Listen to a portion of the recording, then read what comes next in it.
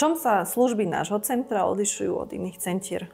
V praxi využívame multidisciplinárny prístup, čo znamená, že sa zaoberáme viacerými náhľadmi, viacerými metodami, viacerými vednými prístupmi, ktoré vlastne zhrňame potom do jednej veľkej diagnostiky a zaoberáme sa tým, ako sa vlastne mamička cíti v tehotenstve, čo sa vtedy deje, ako sa dieťa narodí, aký je pôrod, aké sú vlastne prvé roky života, či sa vybudovala zdravá vzťahová väzba medzi matkou a dieťaťom, či následne prebehli všetky pohybové vzorce zdravým spôsobom, tak aby sa napríklad mohla rozvíjať reč a kognitívne schopnosti dieťaťa. Pozeráme sa na to, čo dieťa je, ako sa stravuje, či je u neho zdravý mikrobióm alebo naopak je nejaký narušený. Pozeráme sa na to, ako sa to dieťa cíti, v akej rodine vyrastá a vlastne celú túto diagnostiku potom vyhodnocujeme ešte aj s EEG biofeedbackom, ktorý nám ukazuje, akými vývinovými etapami